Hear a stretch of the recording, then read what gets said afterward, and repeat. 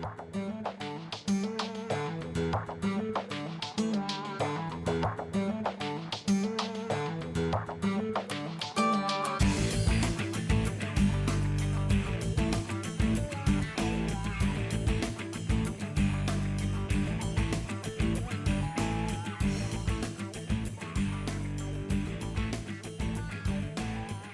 gloria al Rey de Reyes, gloria al Señor de Señores Jesucristo. ¿Qué tal, queridos hermanos amigos? Al Padre Pedro Núñez y bienvenidos a este programa Conozca Primero su Fe Católica. Hoy tenemos un programa interesante, pues lleno de información para todos ustedes. Muchísimas gracias por aquellos que nos escriben, que nos llaman por teléfono. Ustedes son los que hacen posible este programa con sus preguntas, sus comentarios, etcétera, ¿sí? Damos gracias a Dios por este bonito escena, este hermoso lugar donde todo habla de alegría, donde todo habla de esperanza, donde todo habla de Navidad, que ya pronto llega. Estamos ya en la segunda semana de Adviento y por eso, con el permiso de ustedes, voy a prender dos velas, a ver si puedo, a ver si puedo. Sí, vamos a ver, ya, aquí va. El que persevera alcanza, hermanos, así es, bendito sea Dios. Y como ustedes bien saben, la corona de Adviento, pues supuestamente no tiene principio, no tiene fin. Es decir, así es el amor de Dios y así es Dios, sin principio y sin fin, es eterno. Y el amor es eterno, así que tú y yo somos los que tenemos la capacidad de decir, bueno, pues yo voy a amar como Jesús ama, eternamente, o voy a amar limitadamente. Si amo limitadamente, pues no estoy realmente haciendo lo que el Señor me pide, que es que, pues, ame como Él, que ame como Él. Un mandamiento nuevo les doy. Ámense los unos a los otros. Y hoy celebramos, pues, una fiesta muy singular que nos habla del amor, ¿sí? Y es el amor de nuestra Santísima Madre María, que se entrega totalmente, se entrega por amor a Dios y entregándose por amor a Dios se entrega a toda la humanidad. Y eso es lo que Dios quiere, que nosotros cambiemos el mundo, amándolo a Él por encima de todo, dejándonos amar por Él y al mismo tiempo, pues, al dejarnos amar por Él, que podamos amar a todas las personas, sabiendo que lo que hagamos por el más pequeño dejemos de hacer, lo hacemos por Él.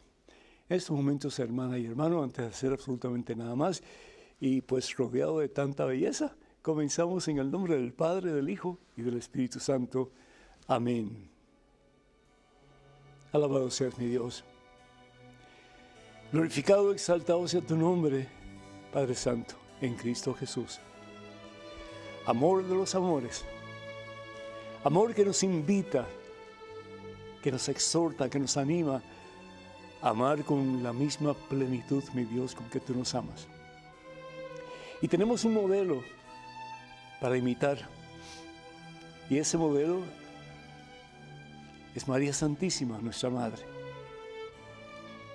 Me imagino yo cuánto debe de haber amado y sigue amando a su Hijo, nuestro Señor Jesucristo. El Verbo hecho carne. La palabra de Dios entre nosotros. Danos, oh Dios, la fuerza, el poder de tu Espíritu Santo para tener el corazón de María. Para amar con esa misma plenitud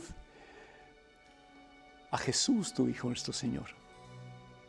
De amarte a ti, mi Dios, Dios Trino, Dios Uno, con la misma intensidad con que María te ha amado y te sigue amando y te amará por toda la eternidad. Un corazón dispuesto a hacer tu voluntad. Un corazón que quiere servirte. Un corazón que quiere ser tuyo, que tú te apoderes de nuestro corazón, que en nuestro corazón no haya vestigios de mal. Que nada impida que te podamos amar por encima de todo, aún en los momentos más difíciles de nuestra vida. Aún en los momentos en que sentimos como que no vale la pena amarte, Señor. Aún en los momentos en que pensemos que no tengo la capacidad, Señor, para amar. No tengo, Señor, la fuerza para seguir amando. Danos esa fuerza, oh Dios. Sabemos que nosotros por nosotros mismos nada podemos, pero que contigo lo imposible se hace posible, Señor. Contigo podemos amar como tú nos amas, como María nos ama. Contigo podemos perdonar como tú nos perdonas, como María pudo perdonar a aquellos que están flagelando y destruyendo el cuerpo de nuestro Señor Jesucristo en la cruz. Danos, oh Dios, la capacidad de imitar a María, de seguir el ejemplo de María, de reconocer que María no es Dios, por supuesto que no. No la hacemos un ídolo, por supuesto que no. Pero cuánto nos puede enseñar María Santísima para vivir nuestro cristianismo en toda su plenitud, en toda su esencia. Dios santo, Dios misericordioso, Dios bueno, Dios amantísimo, obra el milagro en cada uno de tus hijos. Que este tiempo no sea como prioridad un tiempo de compras y ventas, un tiempo de pensar en lo material, que no sea un tiempo, Señor, de desánimo, de depresión. Por el contrario, mi Dios, que sea un tiempo de gozo, un tiempo de alegría. Danos el gozo de María Santísima. A medida que nos dejamos transformar por ti, a medida que permitimos que tú seas nuestra luz, nuestro camino, nuestra esperanza, nuestra salvación. Ayúdanos, Padre Santo, a imitar a María, a ser de verdad el modelo de nuestra vida, a quien queremos imitar, ser como ella, amándote a ti por encima de todo y amando a nuestros hermanos como tú los amas, Señor. Obra el milagro, Padre Santo.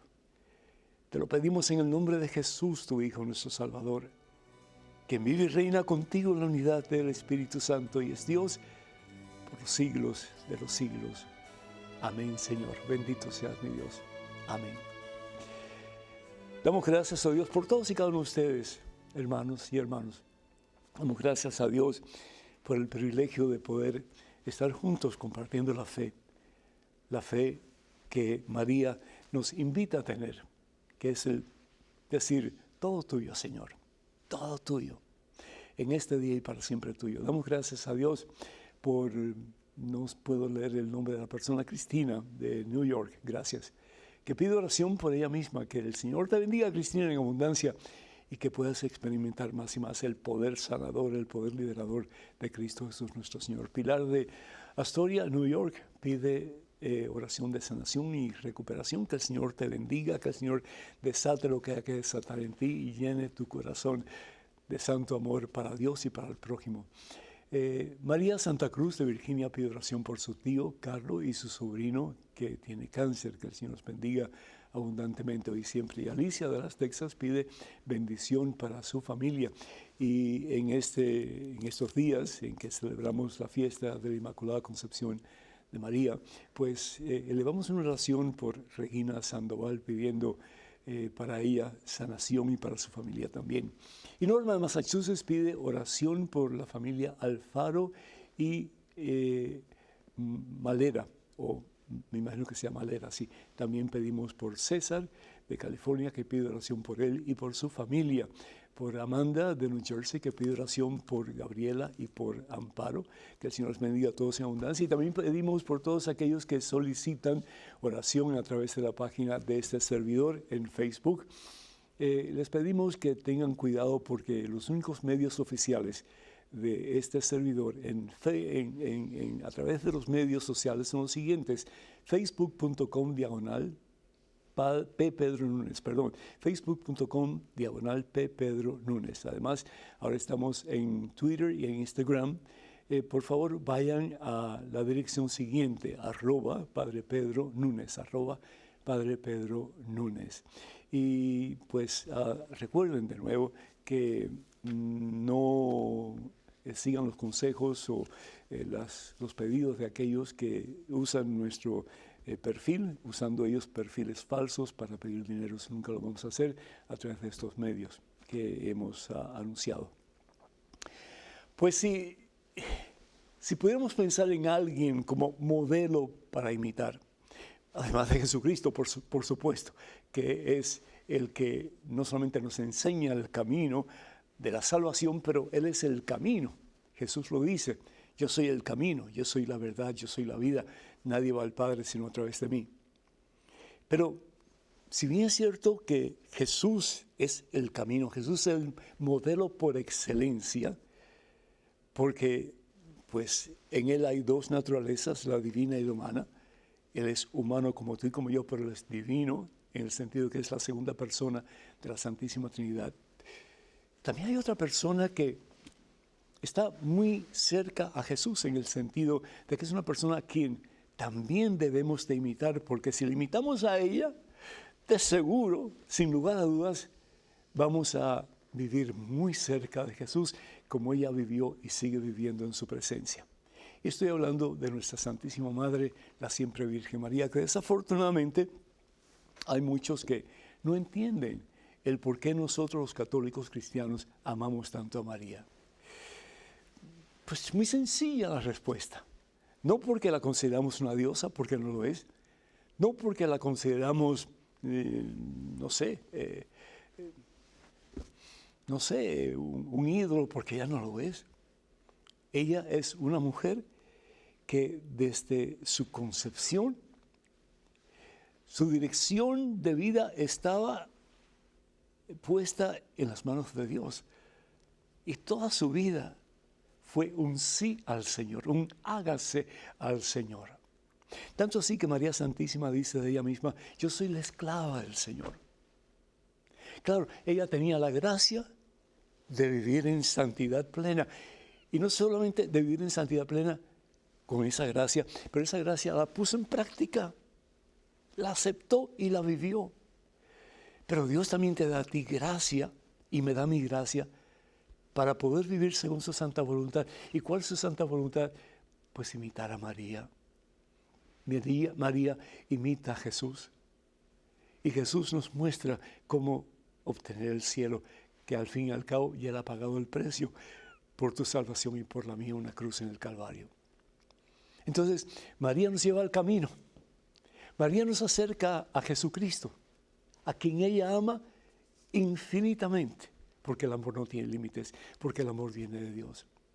Y es por eso que San Pablo, una vez que después de tener ese encuentro con Jesucristo en su camino a Damasco, y él comienza a rendirse a la voluntad de Dios y a proclamar a Cristo vivo, aunque él nunca lo conoció personalmente, nos dice la palabra de Dios en 1 Corintios capítulo 11, versículo 1, y esto es escrito por San Pablo, quien dice, imítenme a mí, imítenme a mí.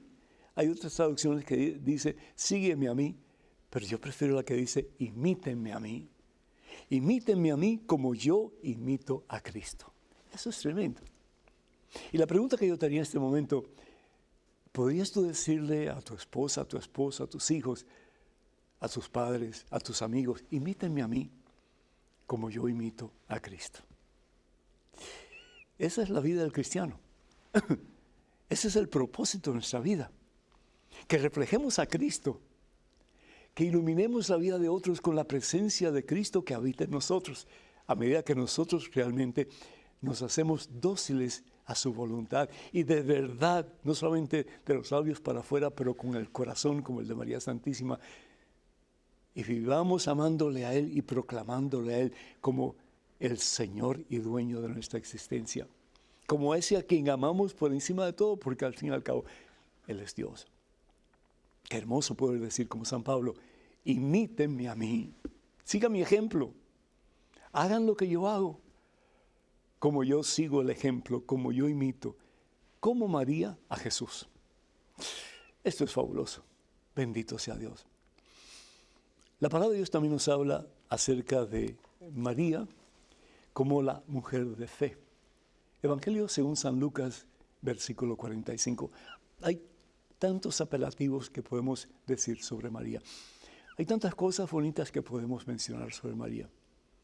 Pero hay una que me llama mucho la atención. Cuando María tiene ese encuentro con su pariente Isabel, y el niño que estaba en el vientre de Isabel salta de gozo. Y Isabel se llena del Espíritu Santo. Y el Espíritu Santo no es otra cosa, hermanas y hermanos, que el amor puro que existe entre el Padre y el Hijo. El amor infinito que existe entre el Padre y el Hijo. Es tan real, es tan palpable, es tan verídico que es una persona, la tercera persona de la Santísima Trinidad. Isabel se llena del Espíritu Santo. Se llena de la presencia de Dios. ¿Por qué? Porque María Santísima está llena de la presencia de Dios. María es la mujer pura, la mujer inmaculada, la mujer sin mancha. Y a eso estamos llamados nosotros. A dejar a un lado, sobre todo en este tiempo de Adviento, todo lo que nos aparte de Dios. Y a poner a Dios como prioridad, por encima de todo, como bien supo hacer nuestra Santísima Madre, la siempre Virgen María. Que también de nosotros algún día se diga, dichoso tú, dichosa tú, por haber creído. Y que nosotros también en algún momento de nuestra vida podamos comenzar a decir, de verdad, imítenme a mí, como yo, junto con María, imito e imitaré a Cristo. Ojalá que así sea. Nuestro número telefónico para que se comuniquen con nosotros, 205-271-2924. Repito, 205-271-2924. Vamos a una pequeña pausa, regresamos en cuestión de momentos, así que, hermanas y hermanos, por favor, no se vayan, quédense con nosotros.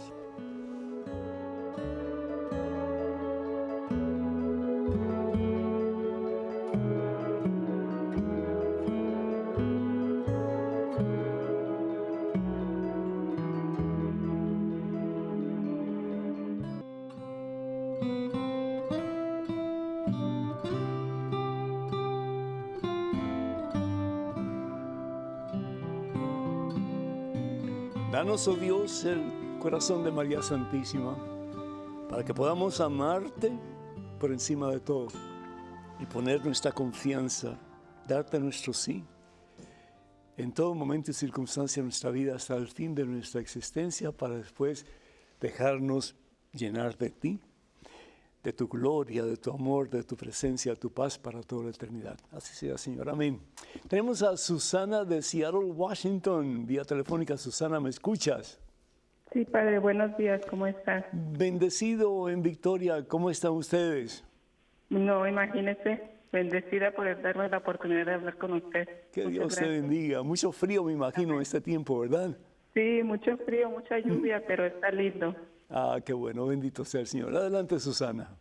Sí, padre, mi pregunta es sobre el credo. ¿Por qué en el credo se dice resucitó al tercer día según las Escrituras? En mi mente está como pensando, según es porque no está comprobado o porque no es algo que alguien puede dar testimonio de eso. No, es decir, por ejemplo, cuando mencionamos los evangelios, decimos evangelio según San Mateo, San Marcos, San Lucas, evangelio según San Juan. Es decir, poniendo esa realidad en lo que decimos. Entonces, cuando uno, sobre todo teológicamente, habla según fulano de tal o según esta situación, está afirmando que así es, ¿verdad? Entonces, lo que está diciendo el credo es, según las Escrituras, pues al tercer día resucita. Y qué mejor medio de autoridad para decir que la Santa Biblia pues atestigua al hecho de que el Señor Jesús resucita al tercer día. Y hay gente que se pregunta, bueno, ¿y por qué al tercer día si lo crucifican el viernes y ya resucita el domingo? Son 2 días, ¿no? No, pero son 3 días. De acuerdo al pensar judío, el día era de 6 de la mañana a 6 de la tarde. Ese era un día. Entonces, si hablamos del viernes como un día, pues es de las 3 de la tarde a las 6 de la tarde, es el primer día. De las 6 de la tarde hasta las 6 de la mañana es el segundo día, que es sábado, y el tercer día es el domingo, de las 6 de la mañana hasta las 6 de la tarde. Y ahí están los 3 días. Y eso a veces es una confusión para algunas personas que no entienden por qué dicen, o dice la Sagrada Escritura, que el Señor Jesús resucita al tercer día. Pero de acuerdo a la mentalidad judía, de acuerdo a la forma en que ellos llevaban el tiempo, pues tenían toda razón. Según las Escrituras, es decir, con la autoridad de la Sagrada Escritura, esto es, Jesús resucita al tercer día. Que Dios te bendiga. Tenemos un correo electrónico con una pregunta. Adelante, por favor. Padre Pedro, por favor, explíqueme la historia de Lot y sus hijas. Para mí es un acto horrible. Gracias, Mili de Puerto Rico. Miti, muchísimas gracias, muy agradecido. Pues sí, para el pensar de hoy es un acto que es repulsivo, ¿no es cierto? ¿Y cuál es el acto? Bueno, pues Lot tenía 2 hijas. En el libro de Génesis, capítulo 19, versículos 26 y del 30 al 36, nos habla y nos explica cuál fue realmente el acto que las 2 hijas cometieron. Dice en el versículo 26, Génesis capítulo 19, la mujer de Lot miró hacia atrás y quedó convertida en una estatua de sal. Y esto, hoy podríamos hablar de esto por días, porque muchas veces nosotros en el proceso de nuestra conversión miramos hacia atrás, a lo que éramos antes, ¿verdad?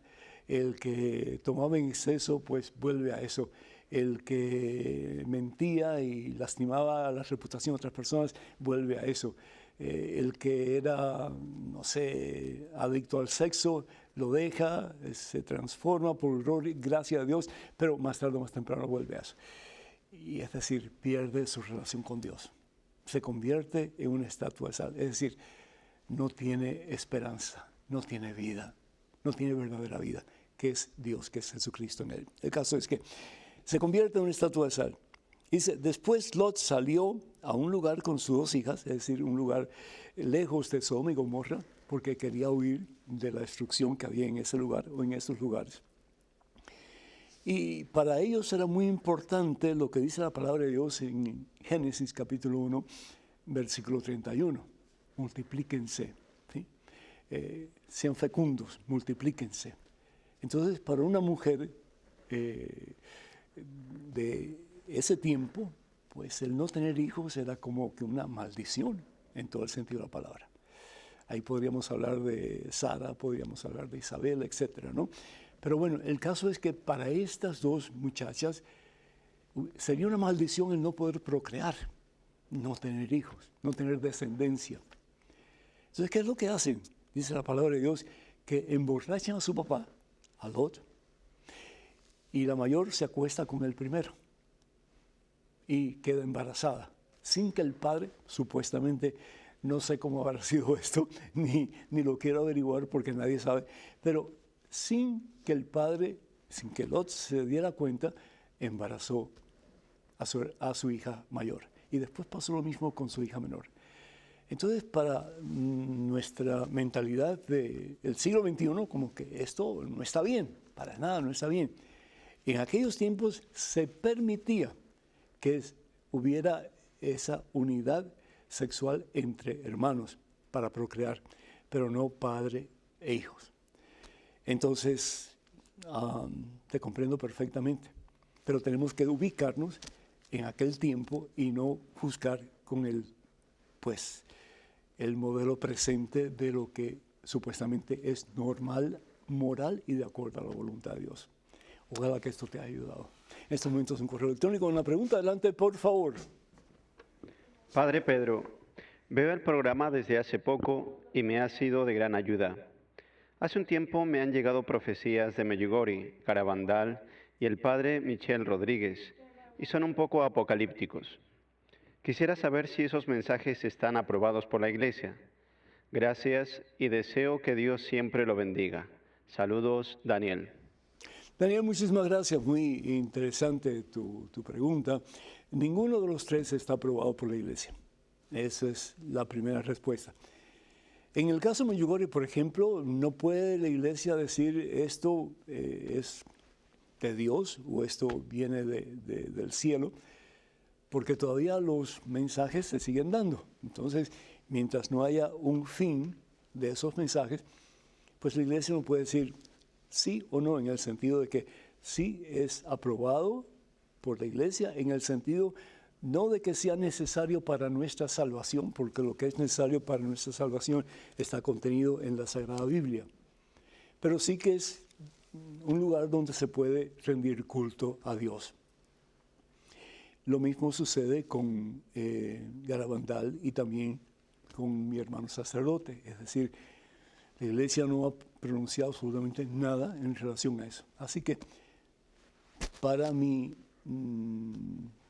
modo de pensar, de los tres yo diría Medjugorje puede ser el más acertado, pero de nuevo todavía no hay nada conclusivo de parte de la iglesia. Y aún los milagros que sucedieron y siguen sucediendo en Lourdes, en Fátima, en Guadalupe, en el Tepeyac, pues tampoco son necesarios para nuestra salvación. Los mensajes van muy de acuerdo con lo que dice Jesucristo, lo que dice la Santa Biblia, en relación a lo que tenemos que hacer para salvarnos. Porque al fin y al cabo, todo lo que necesitamos para nuestra salvación está contenido en la Santa Biblia. En el Evangelio, según San Mateo, capítulo 28, 19 y 20, vemos como todo comienza con tradición oral. Hay gente que dice, no, pero ustedes, los hombres tienen, ustedes los católicos tienen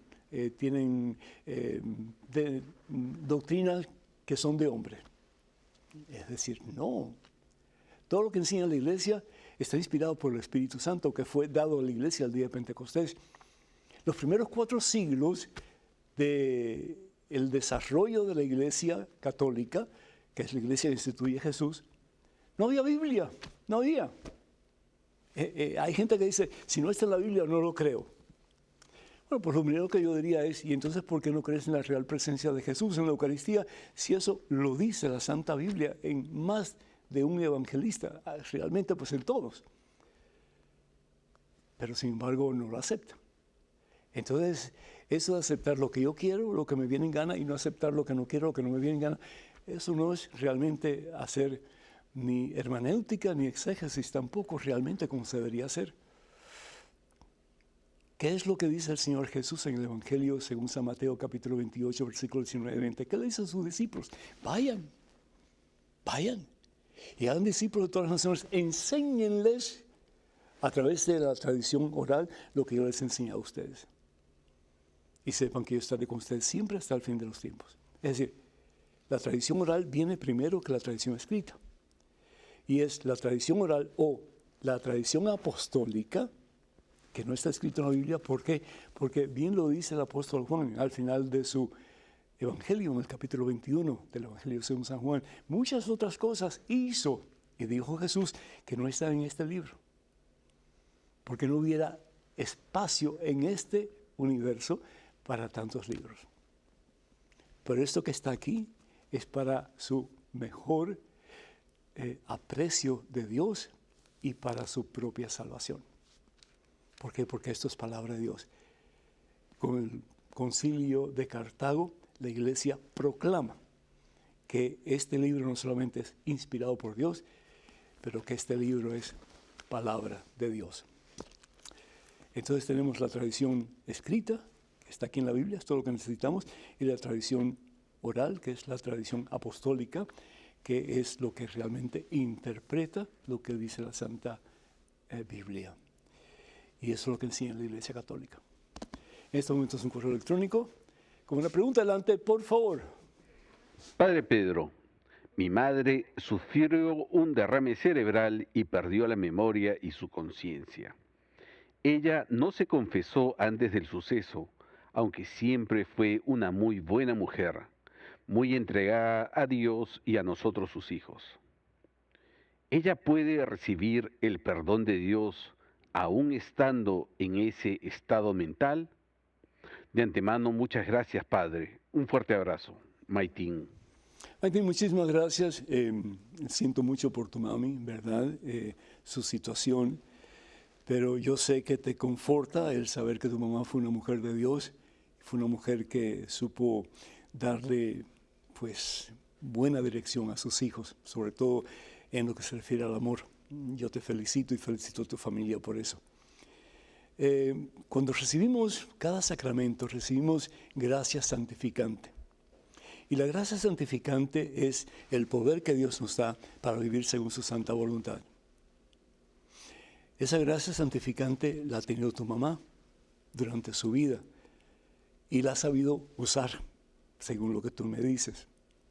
Entonces, deja de preocuparte pensando que tu mamá pudo haber cometido un pecado mortal y por lo tanto no está en gracia a Dios.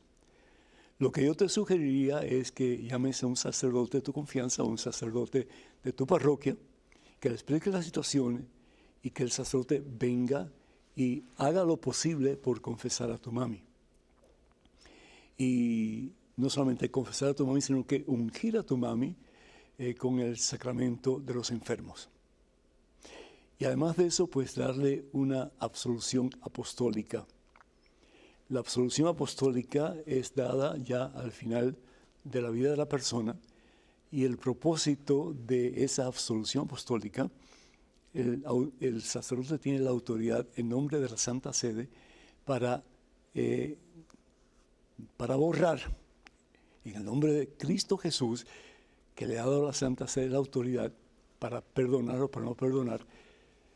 En el nombre de Cristo Jesús le da la autoridad al sacerdote en este caso para que no solamente cualquier pecado cometido sea abolido, pero también las consecuencias de los pecados que le puede hacer llevar cuando ella muera al purgatorio. Entonces, recibiendo la absolución apostólica, tu mamá, si ella muere, si es la voluntad de Dios, entra directamente en la presencia de Dios en el cielo. Qué mejor que regalo que ese se le puede dar a una persona. Entonces, habla con un sacerdote y que venga pues a auxiliarla en estos momentos de la vida de tu mami. Cuenta con nuestras oraciones, Dios te bendiga. Tenemos un correo electrónico, una pregunta, adelante por favor. Padre Pedro, hice algo muy malo y necesito de su ayuda. Comulgué varias veces estando en pecado mortal, pero no sabía que ese pecado era mortal. Ahora ya lo sé y me quiero confesar, pero no sé si con un sacerdote o un obispo. Tengo miedo de estar excomulgado para siempre. Gracias por su respuesta y téngame en sus oraciones. Gabriel, de Venezuela. Con todo gusto, Gabriel. Pues mira, no seas tan duro contigo mismo. Es decir, si tú realmente no estabas consciente de lo que estabas cometiendo era un pecado mortal, si tú realmente estabas consciente de que no estabas ofendiendo a Dios gravemente, si tú realmente estabas consciente de que pues no tenías tu conocimiento de causa, entonces realmente no has cometido pecado mortal. Lo que has hecho tal vez no es nada bueno. No estoy diciendo que sea pues regularmente bueno, porque tal vez no lo es, pero sí estoy diciendo que no era tu culpa, no lo hiciste a propósito para ofender a Dios, y ofendiendo a Dios, pues ofendiendo a la iglesia también, ofendiendo al cuerpo de Cristo. La palabra de Dios en 1 Corintios capítulo 11, versículo 29, nos recuerda el apóstol Pablo diciéndonos que el que come y bebe indignamente, es decir, en la comunión, come y bebe su propia condenación al no reconocer el cuerpo. Cuando estamos en pecado grave, pecado serio, pecado mortal, y comulgamos, pues realmente estamos añadiendo un pecado más a nuestra alma, porque no estamos reconociendo lo que se nos da, que es la misma presencia de Jesús en la Eucaristía. Pero si tú no tenías ese conocimiento, pues entonces no tienes ese pecado grave tampoco. No tienes ni que pensar que vas a ser excomulgado de la iglesia, porque no vas a ser. No tienes que confesarte como obispo, digo, a no ser que le hayas pegado un golpe en la cara o donde sea al Santo Padre, al Papa Francisco, que realmente pues es un pecado ya bastante grave, u otras cosas así. Habla con el sacerdote de tu parroquia y pídele que él, tú dejándole saber qué fue lo que hiciste, porque no tengo idea de lo que hiciste, que él te diga, ¿verdad?, qué clase de situación estás tú en estos momentos y qué clase de penitencia necesitas para enmendar tu mala conducta en la forma que haya sido. Y vas a estar bien, ¿sí? Así que confiésate, recibe la Eucaristía y Dios te va a hacer una criatura nueva para la gloria de Él. Hermanos y hermanas, el número telefónico para que se comuniquen con nosotros y ojalá que así lo hagan es el 205-271-2924. 205-271-2924. Vamos a una pequeña pausa, regresamos en cuestión de momentos. Hermanas y hermanos, por favor no se vayan, quédense con nosotros.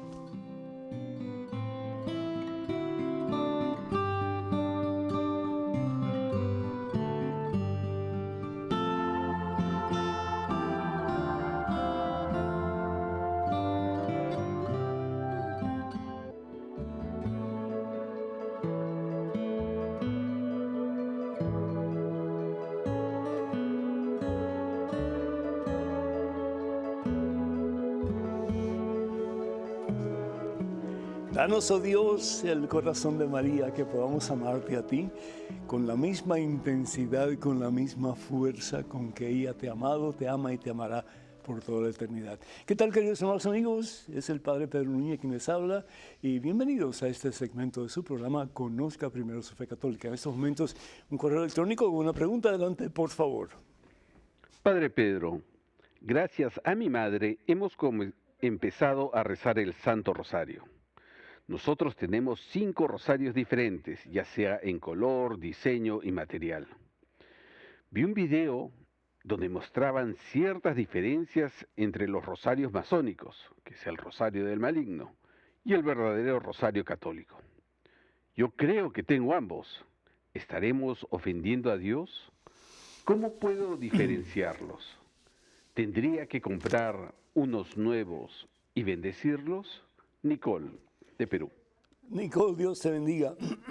Primera vez que escucho decir que hay un rosario masónico y que es, pues, por supuesto, un rosario que pertenece al maligno. Primera vez. Yo no sé si ustedes, hermanas y hermanos, han escuchado eso. Yo nunca lo he escuchado.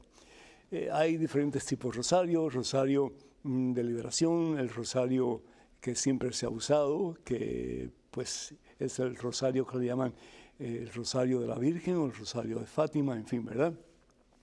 Que es el que tiene el crucifijo, después tiene una bolita o una cuenta, se reza ahí el credo, se reza el Padre Nuestro, después 3 Ave Marías y después el Gloria y comenzamos con cada una de las décadas. Ese es el más común, ¿cierto? También está el Rosario de Liberación, está el Rosario de la Divina Misericordia, en fin, hay una variedad para escoger. Pero lo importante es orar, ¿sí? Yo, para estar seguro, si tengo dudas, si el rosario que estamos usando, pues es de Dios o no, si es aprobado por la iglesia o no, pues hablar con un sacerdote y llevarle el rosario que tú pienses que es un rosario que está en duda, si realmente se debe rezar o no. Y pues ya, tranquilo, ¿no? Antes de sacar los rosarios o botarlos, pues hablar con el sacerdote, porque yo realmente no sé cómo luce ese rosario, no lo puedo ver en pantalla, así que no sé. Pero sí habla con un sacerdote y yo les felicito a ustedes porque están orando el Santo Rosario. Y eso es algo que nuestra Santísima Madre, la Virgen María, lo ha pedido para nuestro bien y para el bien de la humanidad, para que haya paz y para que cesen las guerras y cesen las polémicas y cese todo aquello que nos perjudica, nos lastima y nos aparta unos de otros y nos aparta de Dios. Cuenta con nuestras oraciones, Dios te bendice. Tenemos un correo electrónico, una pregunta, adelante, por favor. Padre Pedro, he leído, ya sea en Deuteronomio o Números, que como seculares entregamos nuestra ofrenda al sacerdote para el perdón de los pecados, y que al imponer las manos en la ofrenda ya no podíamos tocarla. Solo el sacerdote podía. Si Jesucristo es la ofrenda que se entregó por nosotros en el Santísimo Sacramento de la Eucaristía, ¿por qué entonces nos dejan recibirlas con nuestras manos de pecadores, profanando el santo sacrificio de Jesucristo? Pienso que al recibirlo en la mano estoy anulando la consagración del sacerdote, que es el único que puede tocar la ofrenda con sus manos. Hugo. Hugo, muchísimas gracias, muy interesante tu comentario. Pues a Jesús mucha gente lo tocó cuando Él estaba en un cuerpo físico como el tuyo y el mío. Me viene a la mente la hemorroísa en el Evangelio según San Marcos capítulo 5. en que aquella mujer toca el dobladillo del manto de Jesús. Y al tocar el dobladillo del manto de Jesús, pues de alguna forma está tocando a Jesús. Y dice la palabra de Dios que el Señor se da cuenta de que alguien lo había tocado, así dice la palabra de Dios. Y aquella mujer pues se intimida completamente porque una persona que estuviera con flujo de sangre la consideraba impura. Entonces, como una persona impura va a tocar a ese hombre tan puro, tan santo, que era Jesús. Entonces ella se congela, pero Jesús obra el milagro. ¿Por qué? Porque ella deja de tener ese flujo de sangre que por 12 años la había atormentado. ¡Qué maravilla!, ¿no? La palabra de Dios en el libro de Levítico, capítulo 1, versículos del 3 al 5, nos habla y dice así, y esto era práctica de los sacerdotes judíos, no los sacerdotes cristianos. Hay una diferencia, ¿verdad? El pueblo judío tenía sus sacerdotes y el pueblo católico cristiano tiene sus sacerdotes también. Dice que escogían un macho sin defectos, ¿sí? Y el sacerdote ponía su mano, el penitente ponía su mano sobre la cabeza de la víctima y Yahvé se la aceptaba como expiación de sus pecados y era degollada la víctima. Esto aquí hasta el capítulo 4 nos habla de los diferentes sacrificios de acuerdo al pecado de la persona, que ponía su mano sobre la cabeza del animal y el animal era degollado, como que diciendo que los pecados que yo tenía los transfería al animal y el animal era el chivo expiatorio, el que sufría las consecuencias de mis pecados. Realmente se ofrecían estos pecados, pero nunca se sabía si Dios realmente los perdonaba o no. Es hasta que llega Jesús, por ejemplo, en el Evangelio según San Mateo, capítulo 9, versículo 1 en adelante, en que le dice a un paralítico, tus pecados te son perdonados.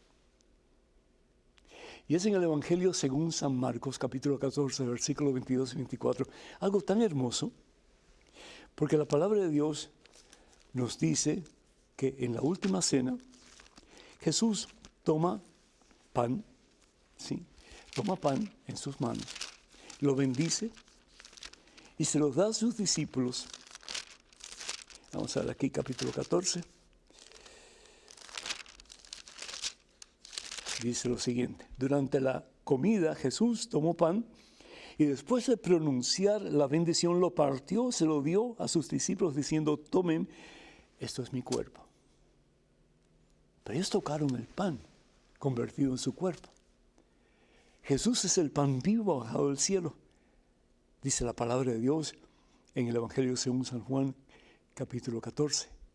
Jesús es el Cordero de Dios que quita el pecado del mundo, ese que toma el lugar de todas las víctimas del Antiguo Testamento.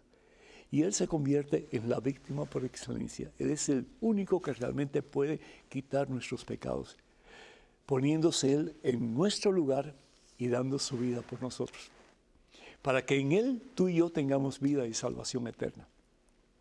Y dice, luego tomó la copa y después de dar gracias se la entregó diciéndoles, esta es mi sangre, sangre de la alianza que será derramada por muchos. Qué hermoso poder tocar a Jesús en la forma más reverencial posible. Qué hermoso poder recibir la misma presencia de Jesús en nuestras manos sucias, pecaminosas. El sacerdote es el que ofrece la víctima, que se ofrece una vez y para siempre. El único sacrificio de Jesús.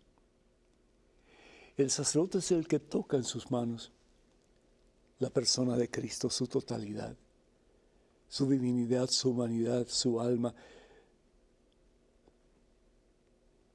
todo su ser, su cuerpo, su sangre. Pero qué hermoso, y eso pues es un regalo de Dios a través de la Santa Sede, que nos da la oportunidad de tocarlo también. con nuestras manos sucias, pero si el corazón está limpio y estamos en estado de gracia, es decir, sin pecado serio, pecado mortal, qué hermoso. No solamente tocar a Dios, pero dejarnos tocar por Él. Fíjense, no solamente es tocarlo, pero consumirlo. Jesús que toca nuestra boca, que toca nuestro esófago, que toca nuestro estómago, que toca nuestros intestinos. ¿Hasta cuándo Jesús está con nosotros? Pues según dice la palabra de Dios, según dice sobre todo las enseñanzas de la Iglesia Católica, hasta que ya los incidentes desaparezcan y se convierta en parte de nuestro sistema nutritivo. Pero más aún, ¿hasta cuándo Jesús permanece con nosotros? Hasta que tú y yo querramos. Hasta que no lo echemos fuera de nuestra vida con un pecado mortal.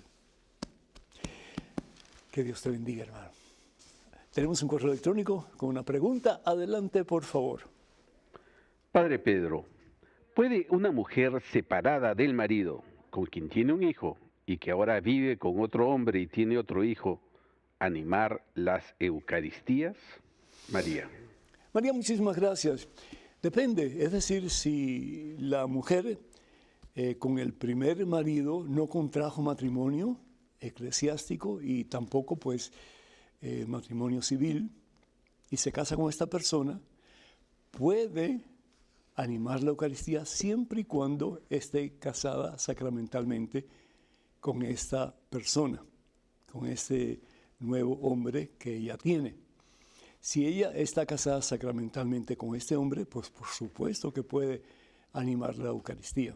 Y me imagino yo que cuando tú hablas de animar la Eucaristía, estás hablando de ser un ministro de Eucaristía que da el cuerpo o la sangre de nuestro Señor Jesucristo.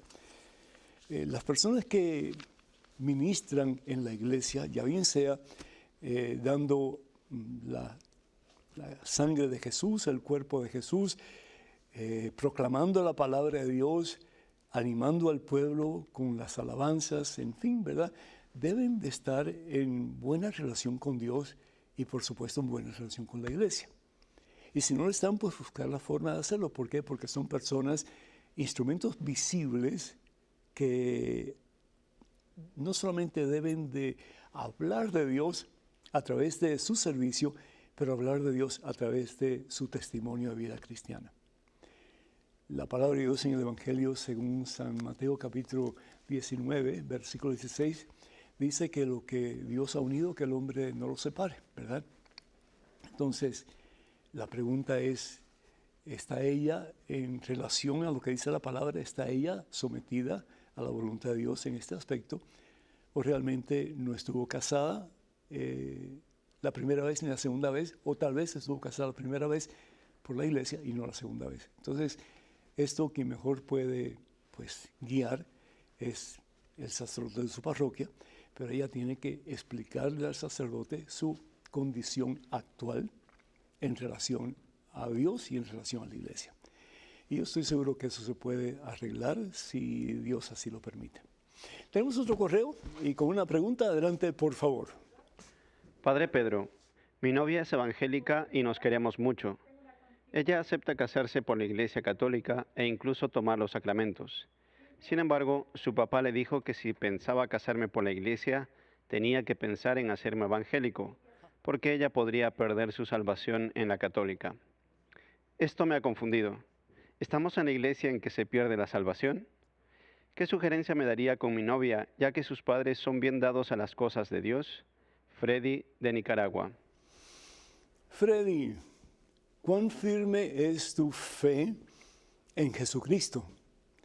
¿O es que acaso piensas que Jesucristo es un mentiroso? Esa es la primera pregunta que yo te haría. Porque el Señor Jesús bien claro lo dice en el Evangelio según San Mateo, capítulo 16, versículo 18. Le cambia el nombre a Simón Barjona. Y al cambiarle el nombre, le pone el nombre de Pedro o piedra. Jesús es la roca angular, es la piedra angular. Sin Jesús no hay nada. No hay construcción en absoluto del templo de Dios que es la iglesia.